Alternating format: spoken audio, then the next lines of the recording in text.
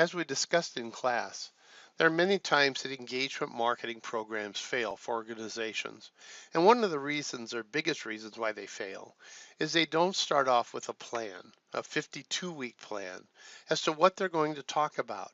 And as a result, it becomes more and more difficult to do things that really engage your market because you haven't thought them through. Instead, you're kind of reacting to whatever's going on as opposed to responding to the needs of your market in a planned way. And so this video is going to talk about building a 52-week engagement marketing plan and why that is so important. So when you want to be successful in engagement marketing, you need to think about these things. First off, you have to have highly relevant content to your target market. In other words, it's got to be things that they really want to read about or watch or listen to that's going to work. The second thing is you want a scheduled engagement. And what I mean by that is if you do 5 things month 1 and then nothing month 2 and then one thing in month 3 and then a bunch of stuff in month 4, your audience doesn't know when you're going to engage with them. Having a scheduled engagement, even if it's just so many things every month, is better than doing it kind of helter skelter and having it speed up and slow down. And so it gives you a way of pacing the engagement that you want to have. Another thing that's very important is topic diversity. You know through your social listing that your high value market is interested in many, many different topics within the industry that they're in or the where they're at as consumers. And so you want to be sure you've covered the topic diversity as much as possible. Also, there are events, there are conferences and conventions and things like that, or maybe there's holidays or events during the year, like a marathon or so the Boston Marathon, for example, where it may be very important for you to be there online. And so we want to plan out events and holidays to maximize our impacts during those important times of the year. And so the real challenge to engagement marketing is it is difficult to maintain over time. There are a lot of people that start off with 3 great blog ideas, and then when it comes to number 4, they end up in a lot of trouble. And you don't want to do that. You want to make it so you pre-think it, so it doesn't become a panic every week as to what we're going to do. Also, it's really problematic if you start at ground zero every week.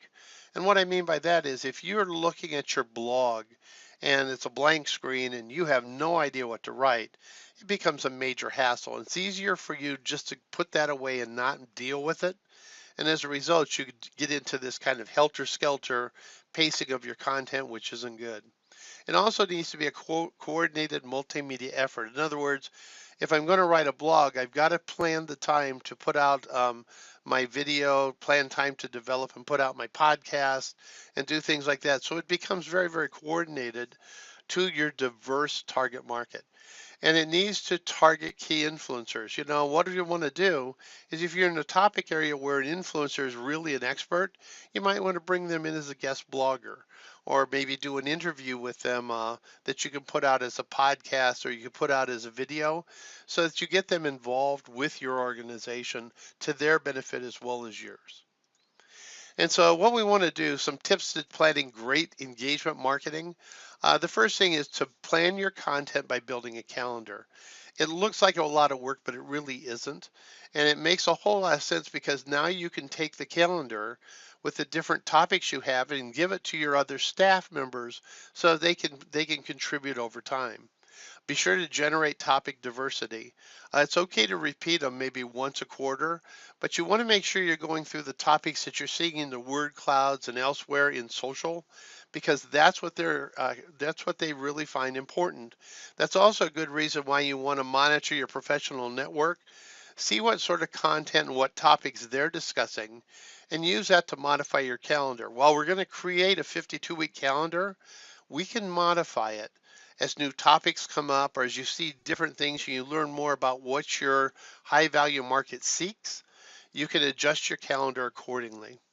Also create a content library. For example, if you are following an influencer and they cite an article that's really good on a topic you're going to be talking about next month, put the link into your content library, which is built into your calendar, So when you get to that point, you can go back and review the article and say, yeah, that's a great topic and a great way to write it, and maybe include those articles in your blog or in the content that you're generating.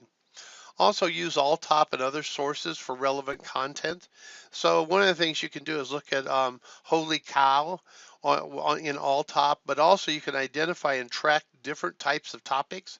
And as you find great articles, put them into your calendar so that they're ready to go on the week you're going to be addressing it.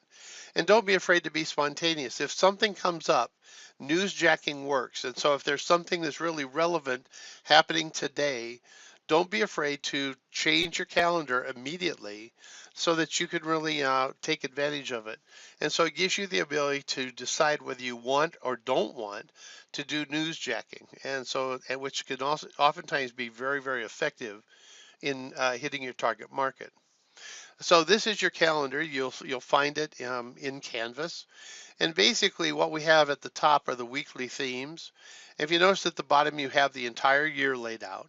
And so what you want to do is you want to pull together basically the themes that you're going to be doing across the 52 weeks of the year. This calendar is something I keep up to date every year. You can download it. But the key is that what you want to do is you want to get the social conversation theme established for the week. And then what you do in the real world is you'll put in the different sorts of media you're going to be going after. So there'll be a lot of columns here. You're going to have the blog posts you're going to do. You can talk about the primary and secondary target audience that you're going after. You can assign a person to be the author of it. You may have another person that's the editor. This is really nice. This column J is really nice, and it goes through the purchase cycle. What is this really dealing with? You can set up when a draft will be due. You can put in categories that you want, also the keywords. And what you want to do is to pull it all together. You notice if you look at the bottom, there's a content inventory worksheet. Well, this allows you to pre-schedule content or put in different content that you may want to do. As you go across the spreadsheet also by week, you can put in articles that you find and so forth to make this a really great way of scheduling. And again, these are just suggested columns. You can change them if it's better suited to your business. So here's what we want to do. We're going to plan a full 52-week calendar. Remember, you can repeat topics every quarter. Hotter topics can even be more frequent than that. And so you want to kind of think about it that way. But to start, let's start with the holidays. And so establish holiday dates that are really critical to your high value market. In other words, you certainly want to do things during the Christmas holidays or Hanukkah or whatever. You want to put it in there. You might want to do something July 4th if you're in the United States, but there may be other dates that are important for different parts of the world. You also then want to think about how, if you want to have weeks of content leading up to that holiday.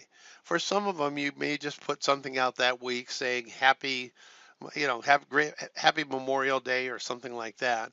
But let's say that you have veterans, you may want to have a ramp up for several weeks leading up to Memorial Day or a ramp up to Labor Day.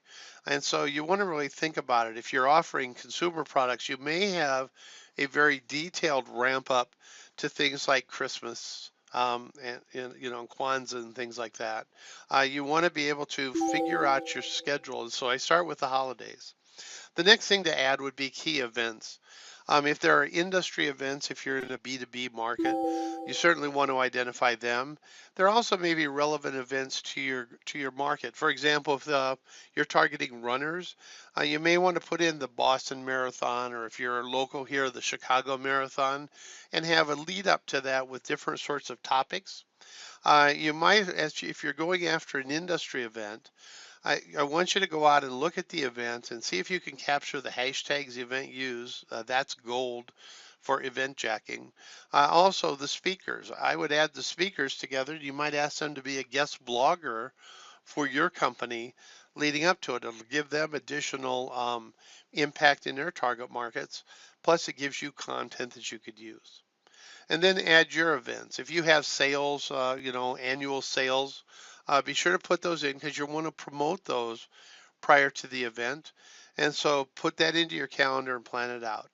Now, after you've done those things, now what you want to do is develop the themes for the remaining weeks. What are the hot topics? Can you find guest bloggers or things like that to help you out? And you want to lay in what you want to talk about every week for 52 weeks. It sounds like a lot of work, but it actually saves you a whole lot of time to make things happen. And so as you find appropriate articles every week, put them into your planning calendar. In other words, why work hard trying to figure out content when you're seeing the content passing you by? Remember, you may see it, but your market may not. And so add that into your calendar and use that either as a base for a filter and focus blog article or things like that, or maybe just to put out as a tweet or to use in other sorts of ways, both from a video standpoint, audio standpoint, and text to really impact your target market. It's really not as difficult as you think, and laying it in gives you peace of mind, knowing that you have the calendar already laid in for the year, and it makes it easier and easier as you go through subsequent years to not only plan the calendar, but also to delegate a lot of this to your staff. And so it's a great way to keep engagement marketing on track. And so give it a try. I think you'll find it to be very valuable.